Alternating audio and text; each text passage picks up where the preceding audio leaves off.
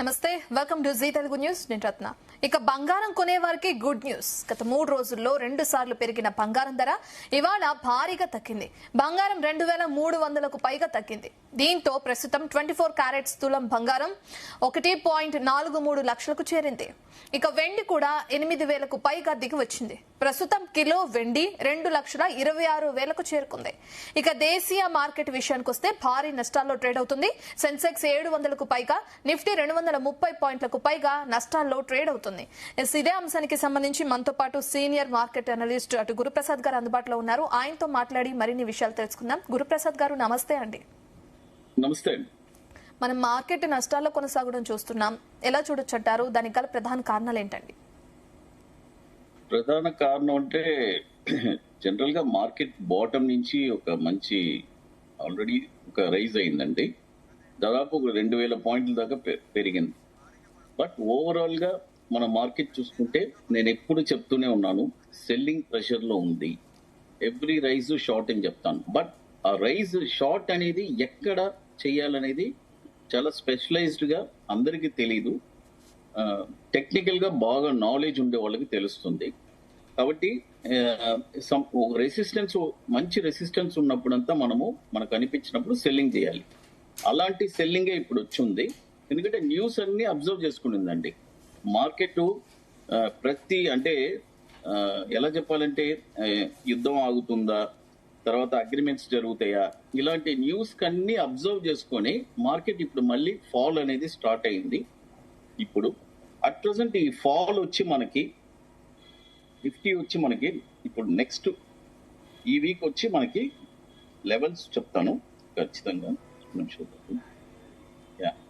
ఇప్పుడు నిఫ్టీ వచ్చి at present వచ్చి మనకి 23,890 ఉంది.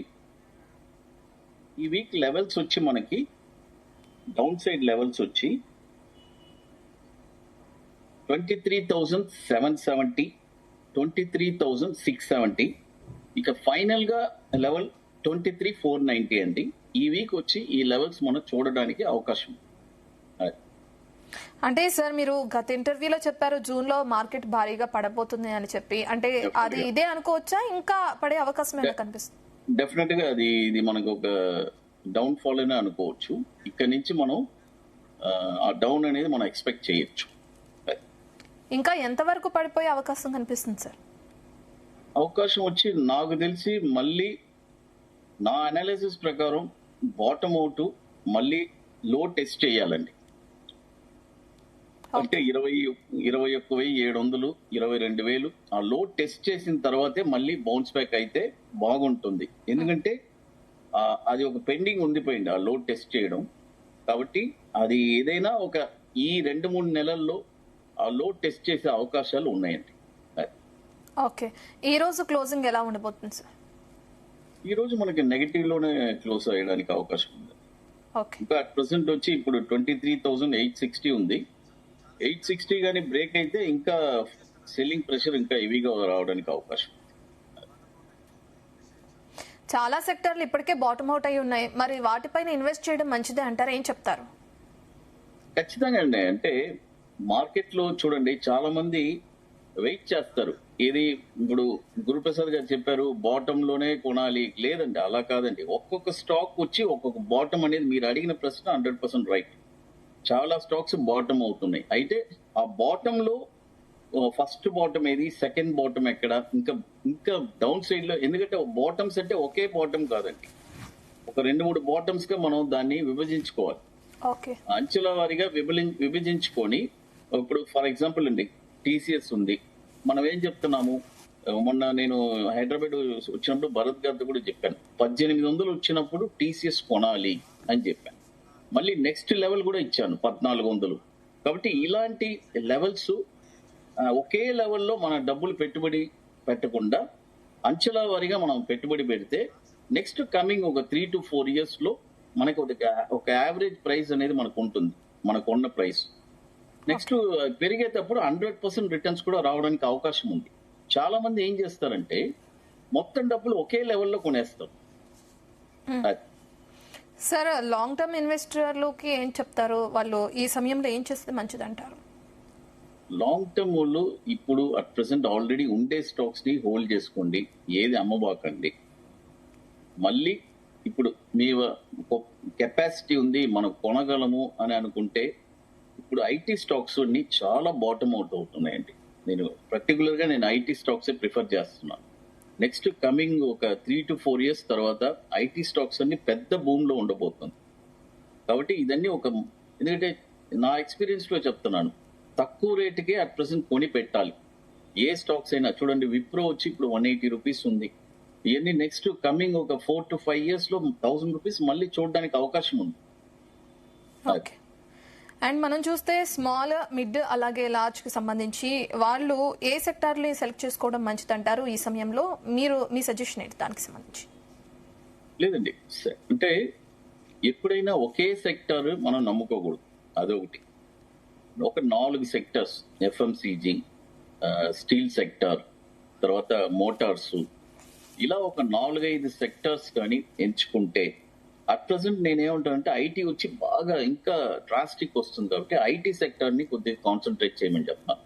ఆ తర్వాత నెక్స్ట్ మళ్ళీ మోటార్స్, అదొక సైకిల్ అండి.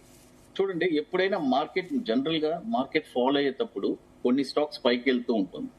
ఇప్పుడు కూడా కొన్ని స్టాక్స్, టాటా గ్రూప్ స్టాక్స్ అన్ని కొన్ని స్టాక్స్ ఇప్పుడు పైకి వెళ్తుంది. టాటా టెక్నాలజీ పైకి వెళ్తుంది, టాటా కమ్యూనికేషన్ పైకి వెళ్తుంది. కాబట్టి మార్కెట్ డౌన్ లో ఉన్నా కూడా కొన్ని స్టాక్స్ పైకి వెళ్తున్నాయి. కొన్ని స్టాక్స్ పైకి వెళ్తున్నాయి అన్నారు, మరి స్టాక్ ని పిక్ చేసుకోవడంలో మీ సజెషన్ ఏంటి? టాటా టెక్నాలజీ ఆల్రెడీ ఐపీఓ వచ్చిన తర్వాత ఇప్పుడే ఒక మంచి బ్రేక్అవుట్ వచ్చిందండి.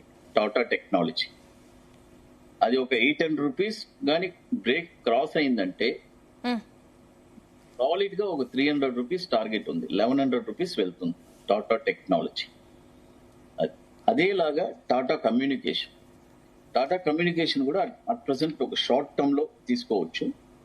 టార్గెట్స్ వచ్చి 2500, 3000. స్టాప్ లాస్ వచ్చి 1440. ఇది టాటా కమ్యూనికేషన్. అదేలాగా టాటా టెక్ కూడా 630 స్టాప్ లాస్ గా పెట్టుకోవచ్చు. స్మాల్ క్యాప్ లో ఇన్వెస్ట్ చేసే వాళ్ళకి ఎలాంటి సజెషన్స్ ఇస్తారు సార్? స్మాల్ క్యాప్ లో అంటే హోల్డ్ చేయాల్సి వస్తుందండి ఎక్కువ. ఎందుకంటే ఒక స్టాక్ జనరల్ గా లార్జ్ క్యాప్ కి స్మాల్ క్యాప్ కి ఒక పెద్ద గ్యాప్ ఉందండి. ఏంటంటే లార్జ్ క్యాప్ 50% స్టాక్ కింద పడినా కూడా పైకి వచ్చి మార్కెట్ టర్న్ అయినప్పుడు రికవరీ చాలా క్విక్ గా వచ్చేస్తుంది. బట్ అదే స్మాల్ క్యాప్ వచ్చి 50%, 60%, 70% క్రాష్ అయితే అది రావడానికి 3-4 సంవత్సరాలు అవుతుంది టైం. అదేలాగా రిటర్న్స్ కూడా స్మాల్ క్యాప్, మిడ్ క్యాపే వచ్చి 1కి 4 కూడా రిటర్న్స్ ఇచ్చిన రోజులు ఉన్నాయి. అంటే over the period long term గా థింక్ చేసుకుంటే ఏం ప్రాబ్లం లేదండి. ఓకే సార్, ప్రధానంగా ఇప్పుడు చూసుకుంటే గోల్డ్ వర్సెస్ స్టాక్ గా కనిపిస్తుంది. లాస్ట్ ఇయర్ గోల్డ్ లో ఇన్వెస్ట్ చేసిన వాళ్ళకి ఇప్పుడు ప్రెసెంట్ అదంతా డబుల్ అయిందని కూడా మనం చూస్తున్నాం. అయితే ఇప్పుడు మరి గోల్డ్ లో ఇన్వెస్ట్ చేస్తే అటువంటి రిటర్న్స్ ఉంటాయంటారా? అదే విధంగా డబుల్ లాభాలని చూడొచ్చు అంటారా? లేదంటే ప్రెసెంట్ స్టాక్స్ వైపు వెళ్ళడం మంచిదంటారా? ఏం చెప్తారు? నేనేమంటానంటే డైవర్సిఫై చేయండి అంటారు. ఎందుకంటే మొత్తం ఇప్పుడు ఫర్ ఎగ్జాంపుల్ 1,00,000 రూపాయలు ఒకరి దగ్గర ఉద్యోగిగా చెప్తున్నాండి, ఊరికే ఎంత కోట్లు ఉండొచ్చు, ఎన్ని కోట్లైనా ఉండొచ్చు, దాన్ని మల్టిప్లై దాని ప్రకారం చేసుకోండి. 1,00,000 రూపాయలు పెట్టుబడి ఉంది. నేనేమంటానంటే స్టాక్స్ కి 50,000 రూపాయలు, 60,000 రూపాయలు మనం 60% స్టాక్స్ లో పెడదాం. ఒక 20% వచ్చి బులియన్ కి తీసి పెట్టాలి. అది ఎప్పుడు, ఎందుకంటే బులియన్ వచ్చి ఓన్లీ పోర్ట్ఫోలియోలో 20% ఉండాలండి ఎప్పుడైనా సరే. ఇది గుర్తుపెట్టుకోండి. ఎవరైనా సరే, ఎంత పెద్ద కోటీశ్వరులు ఎవరున్నా సరే, బులియన్ 20% వాళ్ళ పోర్ట్ఫోలియోలో ఉండాలి. ఎందుకంటే ఎందుకు ఇలాంటివి చెప్తున్నానంటే, 1 పాయింట్ ఆఫ్ టైం కి ఒక 10 సంవత్సరాలు గోల్డ్ పెరగకుండా కూడా ఉండడానికి అవకాశాలన్నీ ఉన్నాయి. అలాంటి సిచ్యువేషన్స్ గత 30 సంవత్సరాల నుంచి మనం చాలా సార్లు చూసాం. 2010 నుంచి 2019 దాకా పెద్దగా పెరగల gold. Okay sir, gold ETF gold ETF లో చూస్తున్నాం మనం. వాటిలో ఇన్వెస్ట్ చేయొచ్చా? ఇన్వెస్ట్ చేసిన వాళ్ళు అందులోనే ఉంచుకోవచ్చు అంటారా? దాని గురించి డెఫినెట్ గా అండి చెయ్యొచ్చండి, చెయ్యకూడదు అనేది లేదు. నేను అన్నా కదా 20%. ఇప్పుడు సేవింగ్ చేసే వాళ్ళు ఉన్నారండి. రెగ్యులర్ గా ఇప్పుడు ఫర్ ఎగ్జాంపుల్ నాకు 1 lakh శాలరీ వస్తుంది. వాళ్ళు ఒక 20% వాళ్ళ పోర్ట్ఫోలియోలో వాళ్ళు సేవ్ చేస్తున్నారంటే ఆ 20,000 రూపాయలని వాళ్ళు 10,000 12,000 స్టాక్స్ లో పెట్టాలి. మిగతా 8,000 గోల్డ్ ఈటీఎఫ్ కానీ సిల్వర్ కానీ ఏదైనా సరే బులియన్ లో పెట్టుకోవచ్చు. మంత్లీ వైస్ గా చూసుకుంటే ఎలా ఉంటుంది అంటారు సార్ గోల్డ్ ఈ మంత్? ఏ మేడం ఇది చెప్పండి. మనం ప్రతిసారి గోల్డ్ లో ఏ విధంగా లాభాలు వస్తున్నాయో చూస్తున్నాం, అండ్ ఇప్పుడు హెచ్చుతగ్గులు కూడా చూస్తున్నాం. ఈ ఈ నెల మంత్లీ లెవెల్ ప్రకారం చూస్తే ఎలా ఉంటుంది అంటారు గోల్డ్ కి సంబంధించి? గోల్డ్ వచ్చి మంత్లీ లెవెల్ ప్రకారం చూస్తే యాక్చువల్ గా మనం ఈ మంత్ వచ్చి ఆల్రెడీ లెవెల్ మనం చెప్పాము. మనం చెప్పిన లెవెల్ దాదాపు ఫస్ట్ లెవెల్ వచ్చేసింది 1,46,000. నెక్స్ట్ లెవెల్ వచ్చి 143 దాకా రావడానికి అవకాశం ఉంది. ఓకే, 140 కూడా మనం చూడడానికి కూడా అవకాశం ఉంది కమింగ్ డేస్ లో. అంటే వచ్చే ఒక సంవత్సరంలో మనం కంపేర్ చేసుకుని చూసుకుంటే ఎక్కువ రిటర్న్స్ గోల్డ్ లో వస్తాయి అంటారా, లేదంటే స్టాక్ మార్కెట్ లో వస్తాయి అంటారా? ఏది బెస్ట్ అని చెప్తారు? లేదండి, గోల్డ్ స్టాక్స్ లోనే ఎక్కువ రిటర్న్స్, ఎందుకంటే గోల్డ్ వచ్చి ఆల్రెడీ ప్రాఫిట్ ఇచ్చేసిందండి. ఓకే, ఆల్రెడీ ప్రాఫిట్ ఇచ్చింది కాబట్టి స్టాక్స్ లే నెక్స్ట్ కమింగ్ డేస్ లో ఇవ్వబోతుంది. గోల్డ్ వచ్చి మాక్సిమం ఇప్పుడు ఆల్ టైమ్ అయ్యి ఎంతండి 1,90,000 వెళ్ళింది. ఇప్పుడు ఒక 40,000 తగ్గింది, 40,000-50,000. మళ్ళీ పెరిగిన ఆల్ టైమ్ అయి వెళ్తుంది, ఒక 10,000 పెరుగుతుంది అంతే, దానిపైన మళ్ళీ పెరగదు. అండ్ ఇప్పుడు మనం కొత్తగా మార్కెట్ లోకి వచ్చే వాళ్ళు చాలా మంది ఉంటారు, యువ ఇన్వెస్టర్లు ఉంటారు. వాళ్ళందరూ ఇప్పుడు స్టాక్స్ పైకి మొగ్గు చూపాలి అని అంటే మీరు ఇందాక చెప్పినట్లుగానే ఏవి బెటర్ అంటారు? దేన్ని సెలెక్ట్ చేసుకోవడం బెటర్ అంటారు?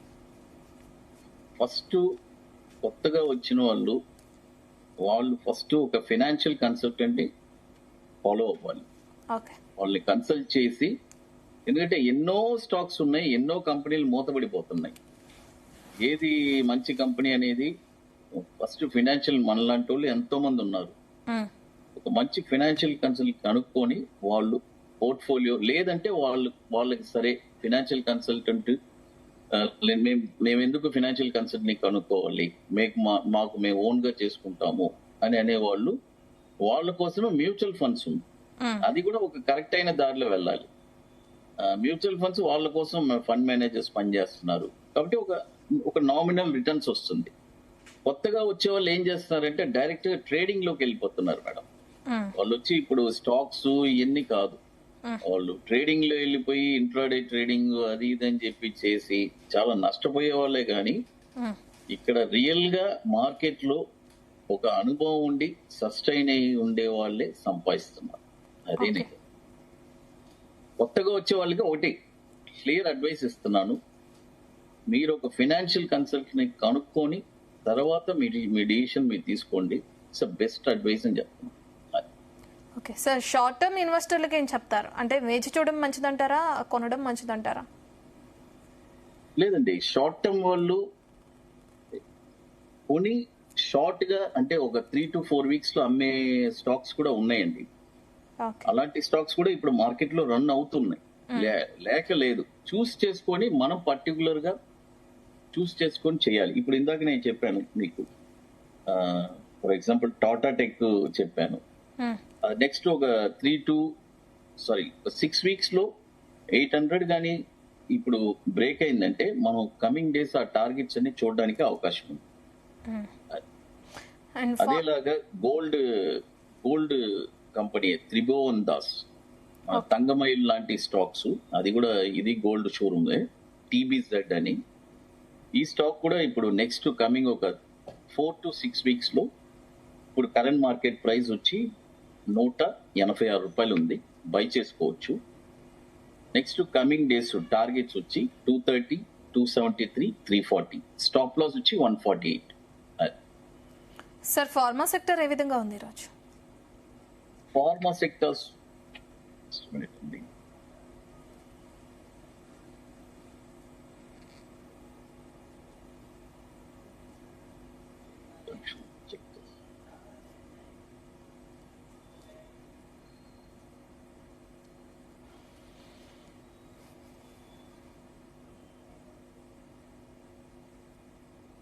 ఫార్మాస్టిక్ సెక్టర్స్ కొద్దిగా పాజిటివ్ గానే ఉందండి, మరి అంత నెగిటివ్ ఏం లేదు. ఈరోజు కొద్దిగా పాజిటివ్ గానే ఉంది. బట్ నేనేమంటానంటే ఫార్మాలో కూడా కొన్ని స్టాండర్డ్ అయిన స్టాక్స్ ఉన్నాయండి. దివీస్ లాబొరేటరీస్ ఇవన్నీ వచ్చి ఒక మంచి స్టాండర్డ్ అయిన స్టాక్స్. తర్వాత హాస్పిటల్స్ లో అపోలో హాస్పిటల్స్ ఇవన్నీ ఎప్పుడు స్టాండర్డ్ గా యావరేజ్ చేసుకుంటా డౌన్ అయినప్పుడంతా కొనిపెట్టుకుంటే ఈ స్టాక్స్ అన్ని మంచి లాభాలు, నష్టాలు లేని స్టాక్స్ ఇవన్నీ చాలా వరకు ఉన్నాయండి. ఈ రోజు ఫార్మా అలాగే మెటల్ ఈ సెక్టార్సే కాస్త మార్కెట్ ని నిలబెట్టాయని చెప్పుకోవచ్చు. మరి డెఫినెట్లీ ఫార్మా స్టాక్స్ అన్ని బాగా పాజిటివ్ లోనే ఉంది. ఇప్పుడు గ్లెన్ ఫార్మా ఒక 5% పాజిటివ్ లో ఉంది, ఫిరామిల్ ఒక 6% పాజిటివ్ లో ఉంది, అరవిందో వచ్చి ఒక 3% పాజిటివ్ లోనే ఉంది. మెటల్ చూస్తే ప్రధానంగా గత కొన్ని నెలల నుంచి అని చెప్పుకోవచ్చు, లాస్ట్ మంత్ తో కంపేర్ చేసుకుంటే అది మార్కెట్ కి కొంచెం పాజిటివ్ గానే ఉంది. సో అందులో ఇన్వెస్ట్ చేయాలనుకున్న వాళ్ళకి ఏది బెస్ట్ అంటారు, ఏ విధంగా ఇన్వెస్ట్ చేయడం మంచిది అంటారు? మెటల్స్ లో మోనోపోలీ ఫస్ట్ చెప్పాలంటే టాటా స్టీల్, తర్వాత జేఎస్డబ్ల్యూ. బట్ ఇవన్నీ వచ్చి కొద్దిగా బాగా పీక్ లో ఉందండి. కొద్దిగా కరెక్షన్ కోసం వెయిట్ చేయాలి. కొద్దిగా కరెక్షన్ వచ్చిన తర్వాత ఈ స్టాక్స్ లో మనం పెట్టుబడి పెట్టుకోవచ్చు. జేఎస్డబ్ల్యూ, జిందాల్ స్టీల్, తర్వాత టాటా స్టీల్ ఇవన్నీ మనం వచ్చి కొద్దిగా అంటే కరెక్షన్ మనం వెయిట్ చేయాలి. కరెక్షన్ ఇప్పుడు జిందాల్ స్టీల్ ఈ రోజు కూడా 4% డౌన్ లో ఉంది. ఇంకా కొద్దిగా టాటా స్టీల్ కూడా 3% డౌన్ లో ఉంది ఈ రోజు. కాబట్టి ఇలాంటి స్టాక్స్ అన్ని ఫండమెంటల్ గా మంచి స్టాక్స్ అన్ని కూడా కరెక్ట్ గా ఇందాక నేను చెప్పాను కదా, ఎక్కడ పడితే అక్కడ కొనకూడదు. పర్ఫెక్ట్ ప్లేసెస్ ఉన్నాయి, ఆ ప్లేసెస్ లో కొంటే మంచి లాభాలు రావడానికి అవకాశం ఉంది. సార్, ఐటీ సెక్టర్ కి వస్తే 60% వరకు ర్యాష్ అవ్వడం మనం చూస్తున్నాం. అయితే ఇందుకు మీరు చెప్పారు టీసీఎస్ గురించి, అది కాకుండా ఇతరత్ర ఏమైనా ఉన్నాయా ఇన్వెస్ట్ చేయడానికి? ఇన్వెస్ట్ చేయడం బెటరే అంటారా, ఏదైనా రిస్క్ ఉందంటారా? రిస్క్ అన్నిట్లో ఉందండి, రిస్క్ లేకుండా ఎక్కడండి. మార్కెట్ అంటేనే రిస్క్ కదా. అంటే నేను అనేది లాంగ్ టర్మ్ వాళ్ళకి ఎటువంటి రిస్క్ లేదండి. ఓకే, షార్ట్ టర్మ్ వాళ్ళకి ఇది నాకు ఇమీడియట్ గా డబ్బు కావాలి అనుకునే వాళ్ళకి మాత్రం రిస్క్ ఉన్నాయండి. చూడండి, నేను చాలా గాఢంగా రికమెండ్ చేసేది టీసీఎస్, తర్వాత టెక్ మహేంద్ర, విప్రో, తర్వాత ఎల్టీఎం. ఇవన్నీ వచ్చి ఒక మంచి అంటే ఒక స్టాండర్డ్ అయిన స్టాక్స్ అండి ఐటీలో. ఓకే, అంటే నష్టం వచ్చి చాలా తక్కువ ఉన్నాయి ఇందులో. అంటే మళ్ళీ కూడా స్టాక్స్ డౌన్ అయినా కూడా మళ్ళీ పైకి వచ్చేస్తుంది. కాబట్టి ఇలాంటి మంచి స్టాక్స్ లో పెట్టుకోండి. ఒక్క స్టాక్ మాత్రం నేను ప్రిఫర్ చేస్తాను, అంటే కొద్దిగా మార్కెట్ క్యాపిటలైజేషన్ తక్కువ ఉండేది, Birla soft. It is also wonderful stock అండి. బిర్లా సాఫ్ట్ కూడా బాగుంది. పోర్ట్ఫోలియోలో ఇప్పటి వరకు ఇన్వెస్ట్ చేసిన వాళ్ళందరికీ చాలా వరకు మైనస్ లోనే ఉంది సార్. మరి వాళ్ళు ఇంకా ముందుకు వెళ్ళొచ్చు అంటారా? వాళ్ళకి ఏం చెప్తారు? మేడం, ఇప్పుడు మైనస్ లో ఉందని మనం ఇప్పుడు అనుకుంటున్నాం. అంటే ఈ 1.5 year 2020 నుంచి 2024 దాకా ప్రతి ఒక్కరి పోర్ట్ఫోలియో పాజిటివ్ లోనే ఉంది. కాబట్టి ఇలాంటి పెయిన్ మనం భరించాల్సిందే, తప్పదు ఇక. కాబట్టి నెక్స్ట్ కమింగ్ రోజులు వచ్చి మంచి రోజులు ఉన్నాయి స్టాక్ మార్కెట్ కి. అంటే వెయిట్ చేయమంటారా? వెయిట్ చేయడం మంచిదా? ఖచ్చితంగా వెయిట్ చేయాలి. ఓకే, చూడండి, ఇక్కడ వెయిట్ చేసిన వాళ్ళే సక్సెస్ అయ్యారండి స్టాక్ మార్కెట్ లో. అందరూ ఇప్పుడు నేను ఒక పాయింట్ మాత్రం అడుగుతానండి, తక్కువ ఉంది దిగుతున్నాయని మీరు అమ్ముకొని వెళ్తే ఇంకా మళ్ళీ రేపు లాభాల్లో షేర్స్ పెరిగినప్పుడు మీ దగ్గర షేర్స్ లేనప్పుడు అప్పుడు ఏం చేస్తారు మీరు? కాబట్టి తక్కువ ఉన్నప్పుడు కొనుక్కోవాలి. ఇది it's one of the formula, అంతే. ఇందులో ఏం డౌట్ ఏం లేదు. ఓకే, ఏం సార్ ప్రెసెంట్ అసలు రిటైల్ ఇన్వెస్టర్లే మార్కెట్ నడిపిస్తున్నారా? ఖచ్చితంగా అండి, ఎందుకంటే అవేర్నెస్ బాగా పెరిగింది మన ఇండియాలో. మీరు చూస్తున్నారంటే ఎఫ్ఐఎస్ కంటే ధీటుగా మన డొమెస్టిక్ ఇన్వెస్టర్స్ చాలా మంది ఇప్పుడు, ఎందుకంటే ప్రతి ఒక్కరు షేర్ మార్కెట్ అంటే ఒక అవేర్నెస్ వచ్చేసింది. మ్యూచువల్ ఫండ్స్ లో నెలకి 30,000 కోట్లు, 20,000, 25,000, 30,000 కోట్లు నెలకి ఫ్లో అవుతుంది. ఇది మన డొమెస్టిక్ ఫండ్స్ సిప్ రూపంగా. కాబట్టి ముందు ఇలాంటి అవేర్నెస్ ఇంత ముందు లేదండి. ఈ కోవిడ్ తర్వాత వచ్చింది. ప్రతి ఒక్కరూ సేవింగ్ చేయాలి, ఒక 20 సంవత్సరాలకి మంచి రిటర్న్స్ రావాలి అని చాలా మంది స్టాక్స్ లో ఇన్వెస్ట్ చేయడం మొదలు పెట్టారు. త్రూ మ్యూచువల్ ఫండ్స్ ద్వారా డైరెక్ట్ గా ఇన్వెస్ట్ చేస్తున్నారు. కాబట్టి డెఫినెట్ గా ఇన్వెస్ట్మెంట్ చేయాలి. సార్, కొత్తగా మార్కెట్లోకి వచ్చే వాళ్ళు చాలా మంది ఉంటారు, ఇన్వెస్టర్లు. వాళ్ళు తెలియక మనీ పోగొట్టుకోవడం కానీ, రిస్క్లో పడడం కానీ జరుగుతూ ఉంటాయి. మీరు చెప్పినట్లుగానే ఇందాక ఒకరినొకరు చూసుకోవడం మంచిదంటారా? అంటే ఎలా ముందుకు వెళ్ళాలంటారు? ఏ విధంగా ఇన్వెస్ట్ చేయడం మంచిదంటారు? వాళ్ళకి రిస్క్ తక్కువగా ఉండే ఫ్యాక్టర్స్ ఏమున్నాయో ఒకసారి చెప్పండి. వాళ్ళకి రిస్క్ తక్కువ ఫ్యాక్టర్స్, ఫస్ట్ కొత్తగా వచ్చే వాళ్ళు మార్కెట్ లో వాళ్ళు ఫస్ట్ మార్కెట్ ని అబ్జర్వ్ చేయాలి. ఒక స్టాక్ ఒక ప్రీవియస్ గా మంచి ఫండమెంటల్ స్టాక్స్ అన్ని తీసుకొని ఇవి ఎంత అయి వెళ్ళింది, ఎంత లోకి వచ్చింది, ఇప్పుడు ఈ ప్రైస్ లో కొనేటప్పుడు అసలు ఇది ఆల్ టైమ్ హై ఎక్కడ ఉంది, ఆల్ టైమ్ లో ఎక్కడికి వెళ్ళింది, ఇవన్నీ చూసుకొని, ఇవన్నీ ఫ్యాక్టర్స్ ఇవన్నీ చూసుకొని కొనుక్కుంటే, అంటే వాళ్ళకి అనుభవం లేదు కాబట్టి చెప్తున్నా, అట్లీస్ట్ ఏదైనా చూసి ఫండమెంటల్లీ నిఫ్టీ 50లో, నిఫ్టీ నెక్స్ట్ 50లో అయినా తీసి పెట్టుకోండి అంటాను. బ్యాంకింగ్ సెక్టర్ గురించి ఏం చెప్తారు సార్? బ్యాంకింగ్ ఆల్రెడీ మనకి అది ఒక ఎలా చెప్పాలంటే ఇవి నడుస్తుందండి. బ్యాంకింగ్ సెక్టర్ కూడా నడుస్తుంది. బట్ ఇప్పుడు ఏమైనా సరే మార్కెట్ వచ్చి సెల్లింగ్ లో ఉందండి.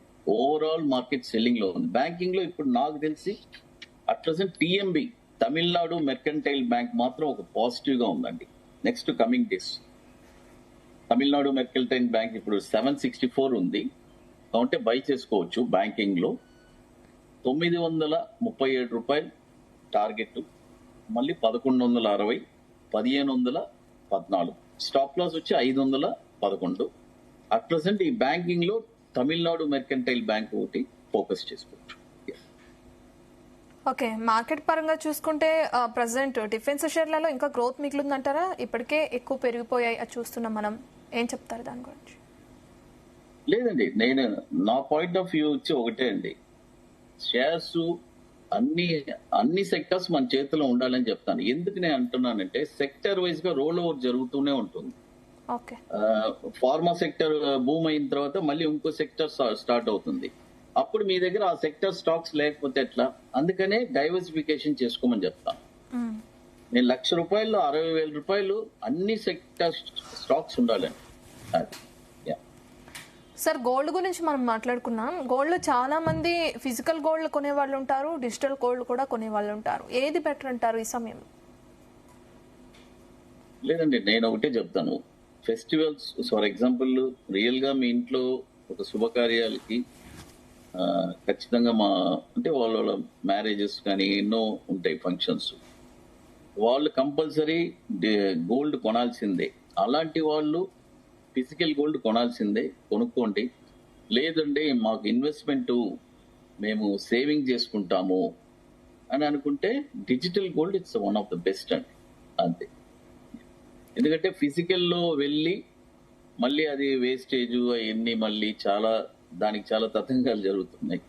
కాబట్టి మీకు ఇన్వెస్ట్మెంట్ కాబట్టి డిజిటల్లో కొనిపెట్టుకోండి, మళ్ళీ మీరు ఎప్పుడైనా దాన్ని రెడీమ్ కూడా చేసుకోవచ్చు. క్రూడ్ ఆయిల్ ధరలు ఏ విధంగా ఉన్నాయి సార్? దానివల్ల ఎటువంటి మార్పులు వచ్చే అవకాశం ఉంటుంది ముందు? లేదండి, క్రూడ్ ఆయిల్ వచ్చి ఆల్రెడీ నేను చెప్పానండి, $170 వెళ్ళడానికి అవకాశం చాలా ఉందని. అది డెఫినెట్ గా వెళ్తుందండి, వెళ్లకుండా ఉండదు. ఎందుకంటే ఆల్రెడీ చాలా నష్టాలు జరిగినాయి ఇరాన్ లో, చాలా నష్టాలు జరిగింది ఆయిల్ సెక్టర్స్ కి. కాబట్టి డెఫినెట్ గా ఆయిల్ షార్టేజ్ ఉంటుంది. ఖచ్చితంగా కమింగ్ డేస్ లో క్రూడ్ ఆయిల్ కూడా షూటప్ అవ్వడానికి అవకాశం ఉంది. మార్కెట్ ని ఇంకా భయాలు వెంటాడుతూనే ఉన్నాయా సార్? ఆ ఇన్వెస్టర్లు ఇప్పుడు వేచి ఉండి కొన్ని నెలల తర్వాత ఇన్వెస్ట్ చేయడం మంచిదంటారా, లేదంటే ప్రతిసారి రిస్క్ ఉంటుంది కాబట్టి ముందుకు వెళ్ళడమే మంచిదంటారా? లేదండి, మార్కెట్ ఆల్రెడీ మనం చెప్పామండి. ఆల్రెడీ మనం 22,000 ఒక లెవెల్లో కొనమని చెప్పాను. ఆల్రెడీ ఆ లెవెల్లో కొన్నారు. మళ్ళీ వచ్చినా కూడా అదే లెవెల్లోనే మళ్ళీ కొనండి. మళ్ళీ 20,000 ఆ రేంజ్ వస్తే కొనాలి. అంతేగాని ఈ ఏరియాలో ఎందుకంటే మార్కెట్ ఒక ఫాల్ ఎక్స్పెక్ట్ చేస్తుంది కమింగ్ డేస్, కాబట్టి ఆ ఫాల్ లో పిక్ చేసుకోవడం మంచిదని చెప్తాను. అది సార్ లాస్ట్ గా రేపు మార్కెట్ ఎలా ఉండబోతుంది? ఈ వీక్ మార్కెట్ కొద్దిగా నెగిటివ్ అండి. Okay. ఈ వీక్ అంతా కూడా నెగిటివ్ లోనే ఉండడానికి అవకాశం ఉంది. 23,490 చూడడానికి ఈ వీక్ ఎండింగ్ లో చూడడానికి మనం అవకాశం. Thank you sir. Thank you Guruprasad గారు ఫర్ యువర్ అనాలిసిస్. రైట్, ఇవి ఇప్పటి వరకు ఉన్న details. Keep watching Zee Telugu news.